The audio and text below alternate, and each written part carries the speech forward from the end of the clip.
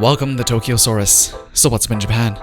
So for all of you Boruto readers out there, we just got treated to one of the biggest reveals in the story so far. That is going to set up the inevitable time skip that was previewed at the very beginning of the story, with Kawaki and Boruto facing off. And now we finally have an explanation of what was probably going on when Kawaki said he will send Boruto to where he sent Naruto. Obviously, we will be going into spoilers for the Boruto manga, so if you only watch the anime and don't want to get spoiled, you've got your warning. So, on to the latest chapter of Boruto, chapter 38, probably the most exciting chapter to date. We finally got to see adult Naruto and adult Sasuke at their max strength facing off against Jigen in a completely secluded place, which means nobody was holding back anything in this fight. So basically, no excuses for anyone. And probably to the disappointment of many OG Naruto fans, Jigen completely bodied the two of them at the same time. It wasn't even a fight. Immediately, both Naruto and Sasuke brought out the big guns with Kurama and Susanoo. Jigen only had one thing to say for Susanoo, and it was that its speed wasn't all that impressive before penetrating its impenetrable defense with just one straight kick to Sasuke.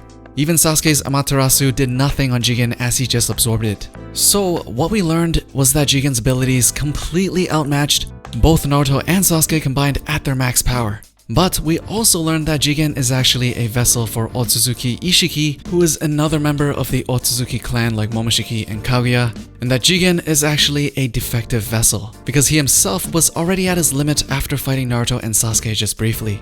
Both Naruto and Sasuke doesn't know it yet, but Jigen is pretty much like a glass cannon, really high offensive powers but low endurance. So it seems like he's limited by the amount he can fight currently with Jigen as the vessel, which he then reveals was the reason why he needs Kawaki, because Jigen's vessel is apparently already done for. He broke the limit on Jigen's body and now probably needs to switch over to his next vessel, which is what he planned Kawaki to be. Which means the future Kawaki that we saw at the very beginning of the series is extremely likely to be Isshiki using Kawaki as his vessel. Because I don't think he mentioned any other vessels at this point, and if they had a lot of them, then Kawaki wouldn't be so important to Isshiki in the first place. Either way, the next part pretty much confirms it as Naruto convinces Sasuke to escape using time-space ninjutsu.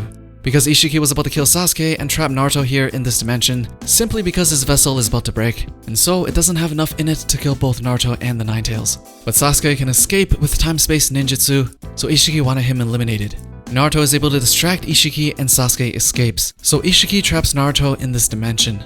So when Kawaki said, "I'll send you to where I sent the 7th Hokage at the very beginning of the series," this was the place he meant. And obviously we now know that it was Isshiki who sent Naruto there to seal him, which means Isshiki is also the one inside Kawaki's body, using it as a vessel at the very beginning of the series, because it is now confirmed that it wasn't Kawaki who sent Naruto to this dimension.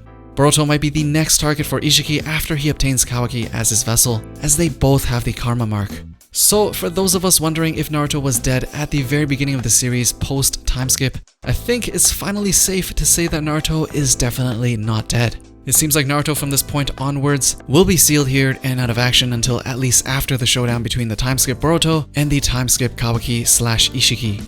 There were many of us who thought they were seriously going to kill off Naruto in the Boruto series, because they did mention that Boruto is going to be darker than what we've seen before. Deaths are definitely going to come, but at least we now know that Naruto isn't going to be one of them, at least for now. Now the most interesting part to this chapter is that they've revealed a very important thing about the vessels themselves. Jigen shed a tear after the fight, and Isshiki commented, "Nani? Does your body hurt, Jigen? To shed tears is pathetic." This means that the vessel is probably somewhat conscious and alive, even though Isshiki has taken over, which makes you wonder how much control does Kawaki actually have over his body when he and Isshiki confronted grown-up Boruto at the very beginning of the series. Boruto did call Kawaki by his name, so does this mean Boruto doesn't know he's a vessel for Isshiki?